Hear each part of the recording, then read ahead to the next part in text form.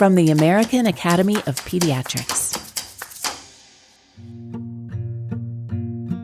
Routine childhood immunizations are essential to keeping kids healthy, and every U.S. state and territory requires proof of vaccination for kids to attend childcare or school.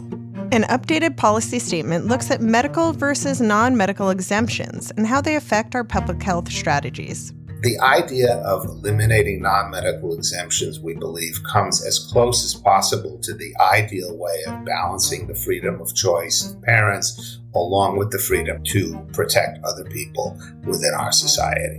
But first, it's August, and that means it's time for a new First Up. What I can do, hopefully, is share with you some ideas of things that you can do in your practice to help patients and help families, and also think about sort of the broader stream of where pediatric research is going.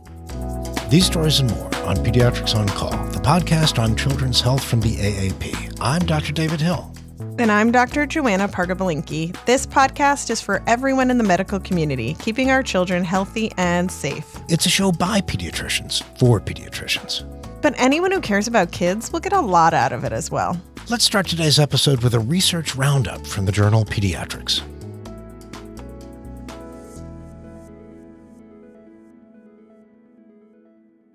I've been stressed as a parent lately, David. I think with so much at stake for children's health, I usually focus on how as a pediatrician, I can be an advocate and hopefully a voice for kids. But as a parent, it's been making me freak out a little bit. Yeah, I'm sure all the episodes we do on the changing landscape of things like Medicaid and vaccine policy don't help you, Joanna. So why don't we make this episode about community? About how when we listen to each other and recognize when we're struggling, we can do better. Thanks, David, for both validating my stress and for helping provide an outlet for it and an evidence-based one. If we're going to make this episode about community, we should invite someone from our podcast family to join. It's a great idea. If we make this a research roundup for our mental health, then we can invite the new editor of Pediatrics to join us, Dr. Alex Kemper. Alex, are you ready to share articles that help us as pediatricians support parents and our neighborhoods? David and Joanna, I am ready to talk about some of the interesting and important and exciting articles that we have coming out in pediatrics, articles which I hope can change the way you practice. Now, I wish that I could resolve all of your stress about the state of things. I'm not going to be able to do that. But what I can do, hopefully, is share with you some ideas of things that you can do in your practice to help patients and help families, and also think about sort of the broader stream of where pediatric research is going. I think I need that. I think I need some big picture. But let's start with what I know very well, the NICU. I am a big proponent of baby bonding and helping families find connection to their newborn in what can often be a really demanding phase of parenting. However, for parents whose infants need to be hospitalized, how does that affect their ability to, well, parent? Joanna, this month we have an article coming out called Developing Parental Identity in the NICU. The lead author is Dr. Catherine Schwartz at Cone Children's Medical Center in New York, as well as colleagues in your institution, Joanna, the Children's Hospital of Philadelphia. And what they were really interested in was finding out what helps parents whose children are in the NICU become a parent, how they develop their parent identity. And one of the things that was really interesting to me in this study is that they really separate out the role of a parent identity, becoming a good parent, from just bonding with your child in the NICU. And of course, the NICU is a very stressful place where being a parent and finding out like what your role in there can be very difficult. So this was a qualitative study of 25 parents whose infants ranged between 10 days and 7 months. And using a formal qualitative approach, they learned lots of lessons about what can help a parent become a good parent, to develop this parent identity. And they talk about opportunities to get involved with the baby's care, to performing activities, to developing expectations about what the child is going to be like after the NICU and their relationship with the baby, the importance of developing these things over time. They actually point out several themes and have great quotes that go with them to talk about how, from their perspective, we as pediatricians can help develop that parent identity. The stories they tell, the quotes are all very moving. And I think it just provides a great opportunity of how we can do more than just promote bonding, but help parents understand their role and become good parents. So some of these patients that Joanna and others take care of in their NICUs go on to develop medical complexity. And as a hospitalist, I'm honored to help families who are trying to take care of these children, but I'm always trying to think of ways that I could make their medical homes stronger. Are there methods I can use to collaborate with resources in my community that might do that? That is a great question. And this month, we actually are publishing a randomized trial addressing some of these issues. This is a study called Collaborative Model of Care for Children with Medical Complexity, a randomized trial. The lead author is Dr. Nageswaran at Wake Forest University. And we know that it can be very stressful and time-consuming to be the caregiver, to be responsible for a child with medical complexity. Of course, there are many rewards to it. I don't want to paint just a negative picture, but there are a lot of challenges associated with providing high-quality care to a child with medical complexity. This is a study of an intervention called iCollab. In the study, nearly 100 children with medical complexity who were being discharged from the hospital with home nursing were randomized either to the intervention, iCollab, or usual care, and they followed those children for 6 months. So what was in iCollab? Well, iCollab was really a whole package of things. It involved the creation of clinical summaries. It involved monthly meetings between the home health nursing team and an intervention team who could help support the home nursing team. And it also provided additional clinical support to all the caregivers, including the clinicians for the child. Now, this intervention was tested between 2019 and 2023. And I can't remember, did something happen in there? Some big worldwide something or another. I got a new pan. I was postpartum in 2019, so I don't really remember. You forget, something clearly happened in 2020, which I'm sure probably affected their study. But in the study, they began the observation period 30 days after discharge from the initial hospitalization, and they followed children for up to 6 months. And what they found was that the intervention actually didn't reduce the risk of rehospitalization or the need for emergency department visits, but it did reduce caregiver time related to coordinating care. And of course, that can be a huge benefit right there, but it didn't reduce the need for future hospitalizations, emergency department visits, which were some of the key things that they were looking at. Now, there are a lot of reasons why that could be. I mean, the study was done during the pandemic. It was done with a population already at high risk of needing emergency department care or needing to be rehospitalized. And then the count time, they waited 30 days before they began counting the emergency department visits and the hospitalizations. And that's because it actually takes about a month for them to get all the pieces into place for this intervention. So I wonder if that might not have played into not finding a difference for some of the things that they were looking for. There are a lot of strengths of this study that I want to highlight. One is that it wasn't diagnostic specific. So oftentimes you see studies where they only enroll subjects with very well-defined criteria. And here they were really looking at patients in general with medical complexity who were going to go home with home health nursing. I think that's a real strength because it helps with generalizability, how it could be used in the future. And I think that, it raises questions that we all need to think about in terms of the challenge of developing these coordinated care things. So it'd be nice to have in place from day one. So they provide a lot of lessons that could be taken from this study in the discussion section. The intervention does look promising in terms of the benefits that it had for the family. And I look forward to learning what they learn as they refine the intervention and test things further. I like that we were just talking about caregivers and ways to make things easier for them, because we started this podcast talking about my feelings of anxiety and stress as a caregiver and parent.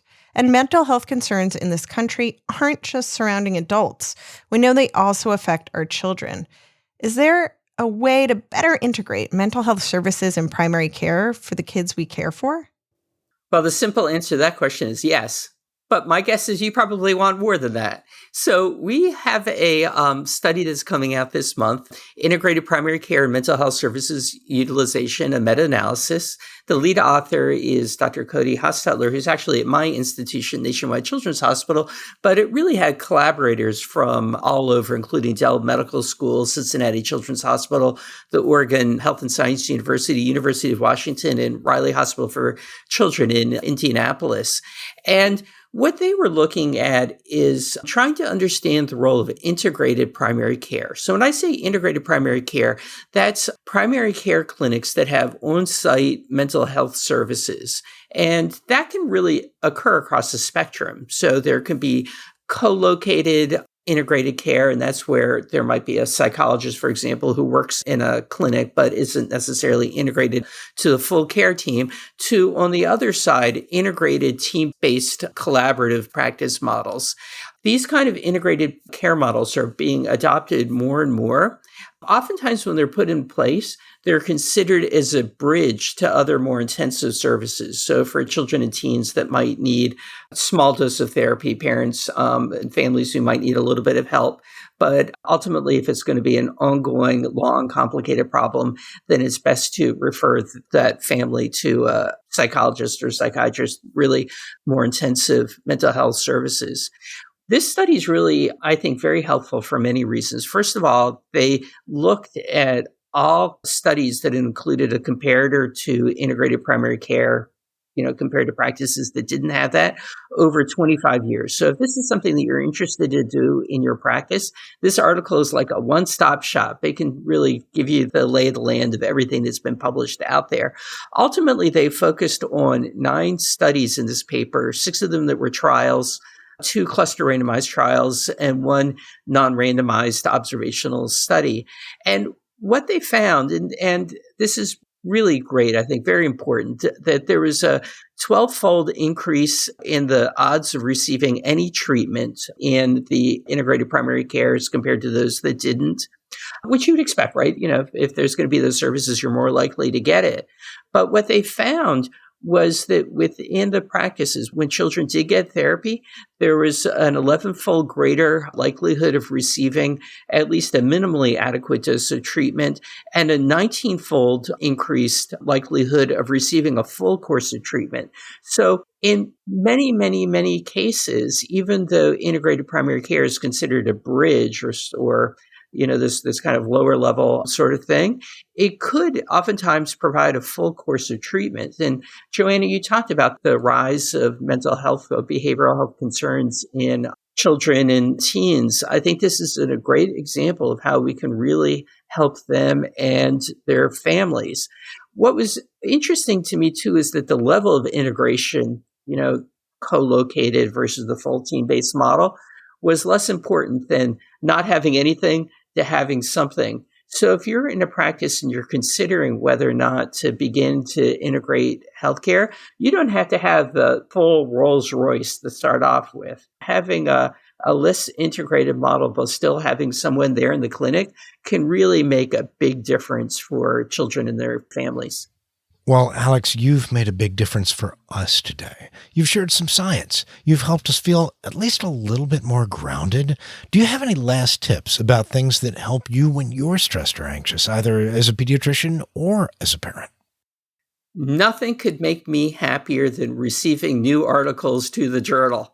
So that's really what makes me happy. Actually, I've been sitting here thinking about the articles that we talked about today and how they do make me feel better about the future of the field. And one thing just struck me, and I wouldn't have pointed out, that we had 3 different articles that used really different methods. So the first article we talked about was a qualitative study. The second one was a clinical trial. And the third was a systematic review and meta-analysis. And I think it goes to show how all these different streams, all these different types of research can come together in our journal and really help to improve care. So, David, that's what makes me feel less stressed and helpful. Hopeful. I shouldn't say helpful. Hopeful for the future. Well, I am certainly always hopeful and think it's helpful when pediatricians do research that's going to improve children's health. So, Dr. Alex Kemper, thank you so much for coming together with us today to talk about these articles. Glad to be here. Thanks for having me. For these articles and more, visit our website at aap.org/podcast. Coming up, we'll look at medical versus non-medical immunization exemptions for childcare and school attendance.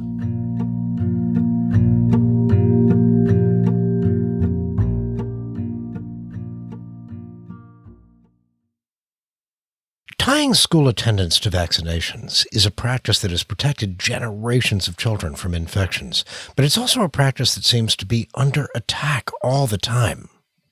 I mean, let's remember that most people want vaccinations for their children, and they're nervous about their communities not getting vaccinated. I see this all the time with parents of newborns, some of whom get super anxious about just having them out for a walk in the stroller and what exposures they might have. And schools are not just a walk outside in a stroller. They're a meeting place for children to learn and thrive. And when you get a lot of kids together, infectious diseases love that. Parents, however, do not. Caring for a sick child is just part of the problem. It can also lead to others in the house getting sick, missing work. There's a whole domino effect. So we have to be better about stressing how important it is to make sure our communities are vaccinated. It's not just a personal act. It's an altruistic one that affects people around us, people we care about. And that is why I'm happy the AAP just updated its policy statement, medical versus non-medical immunization exemptions for childcare and school attendance. And I can't wait to hear from the lead author, Dr. Jesse Hackell. Dr. Hackell is becoming a regular on the podcast. He is a retired general pediatrician with more than 4 decades of experience in practice. He has served the AAP in numerous roles and is currently the chair of the Committee on Pediatric Workforce. Jesse, welcome back to the show. Thank you. It's a pleasure to be back with you. Jesse, we know that vaccines are important to keep kids healthy, and we know childcare centers and schools are important for children's intellectual and social development. But how did vaccines and school attendance come to be linked? I think that once we were able to prevent certain diseases by vaccination, it became a natural thought to protect children where they spend a lot of their time, such as in schools. We started out with a few vaccines way back when I began my practice, and now we've been able to prevent even more diseases that were previously severe and life-threatening for children. Because children spend so much time in school, learning, eating together, playing together, it's logical to want to protect them where they hang out for a lot of the time. And that's how we've developed policies nationwide to require vaccinations for those settings. And some children, though, are exempt from vaccines for medical reasons. Can you give us examples of what those reasons might be and what sorts of vaccines are involved? Sure, it could be an exemption to any of the vaccinations because some children can have an allergic reaction to one of the components of the vaccine, or they may have had an adverse reaction to a prior dose of that particular vaccine. There are also some live vaccines, specifically the varicella vaccine and the measles, mumps, rubella vaccine, which cannot be given to children who are currently immunosuppressed if they have immune deficiency or if they've been receiving treatment for malignancy. So those conditions are valid reasons for exempting the child based on the child's medical condition. And when a child has an exemption, is this something that becomes permanent for them? No, it's not, because many of these conditions change with time. In fact, most states require that the exemptions be reviewed at least on an annual basis to certify that the child still qualifies. Allergic reactions may vary with time, and certainly immunosuppression may not continue to exist following a child's treatment if they've been treated with immunosuppressant drugs. So reexamination and reassessment of the need for the exemption is commonly done. Well, now we understand more about medical exemptions, but what other kinds of exemptions are there? Well, about 44 states allow different kinds of exemptions in addition to medical. All states allow medical exemptions, and there are 6 states that do not allow any exemptions other than medical exemptions.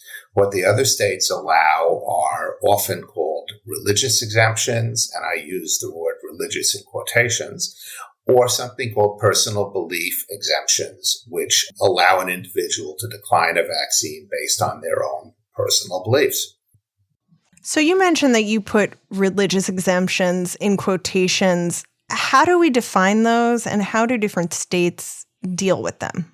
Well, one of the problems is it is, in fact, hard to define a religious exemption. If we look at the major religions in the world, none of them have doctrinal or scriptural prohibitions against vaccinations. In fact, many religions and religious leaders view vaccines as a responsibility for people in order to protect their own children as well as the children surrounding them. But we do know that religious observation is incredibly rich and incredibly varied. And there may be groups of people or individual people who interpret religious doctrine differently and propose that they refuse vaccines on a basis of something spiritual, something that they consider religious. And those are the kinds of exemption requests that are considered to be religious. So it may not be doctrinal, but we take individuals' beliefs and individuals' religious preferences very seriously. Do we know what happens to public health when a state or a school system offers more vaccine exemptions? We do. We have good evidence, and we're even seeing that evidence today with measles outbreaks and pertussis outbreaks throughout the country.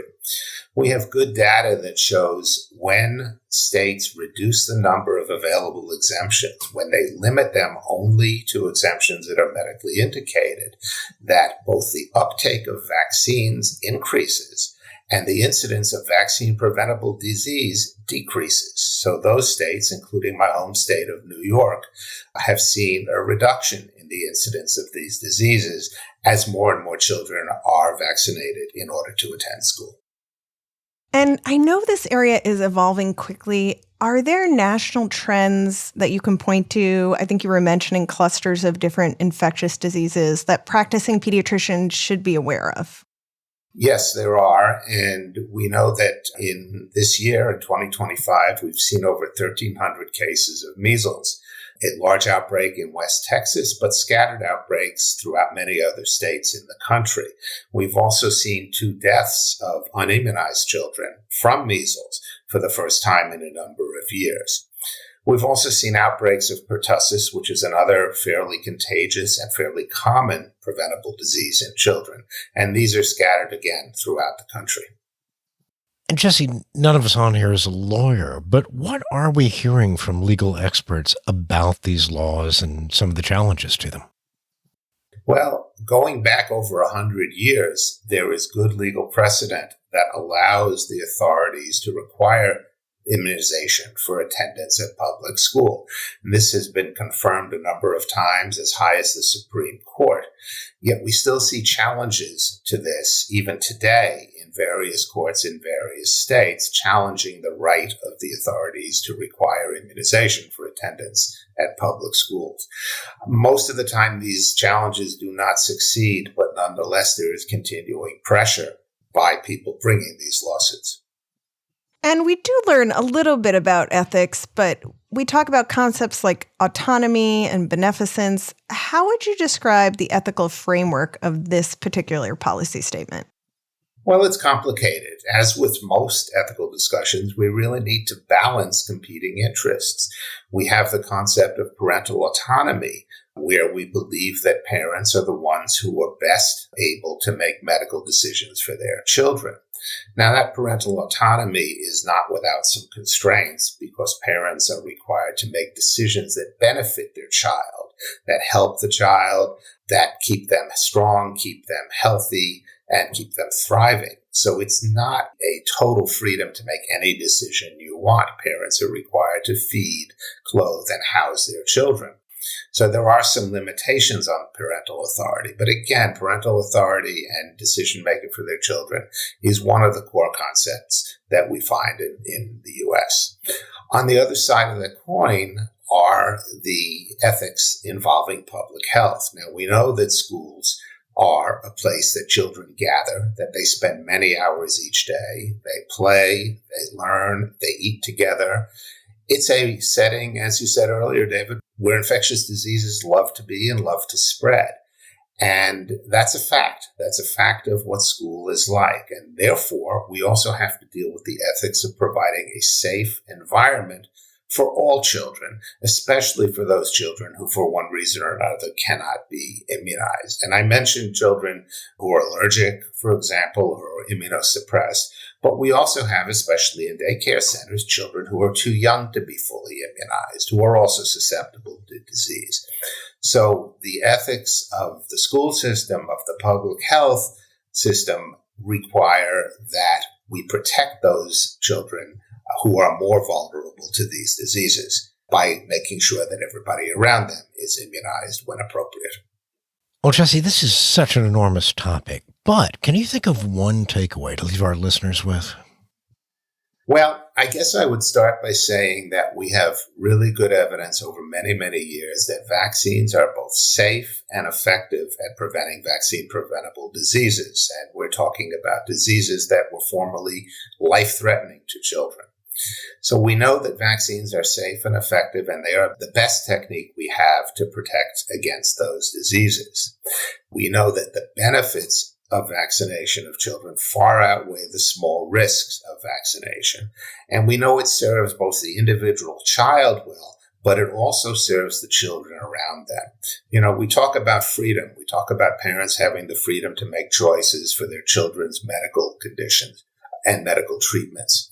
But we also have to consider the freedom that enables a pregnant teacher to be comfortable being in the classroom. We have to consider the freedom of parents of a newborn to be able to bring that newborn child, too young to be immunized, out into the world to start experiencing life and growing. We have to consider the freedom of those children who can't be immunized to be able to attend public school, to learn how to socialize and to grow and develop and play as normally as they can. So we have to balance freedoms. And the idea of eliminating non-medical exemptions, we believe, comes as close as possible to the ideal way of balancing the freedom of choice of parents along with the freedom to protect other people within our society. Dr. Jesse Hackell, thank you so much for talking again with us today. It's been a pleasure. Thank you for having me. To read the policy statement, medical versus non-medical immunization exemptions for childcare and school attendance, go to aap.org/podcast.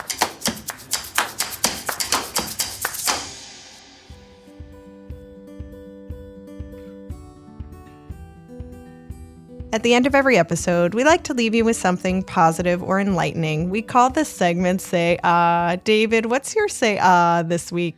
Well, you know, Joanna, when I go into work here in Wilmington, I'm often just getting stuff done. I don't have a medical student. I just need to see the babies for the day and get out at 3.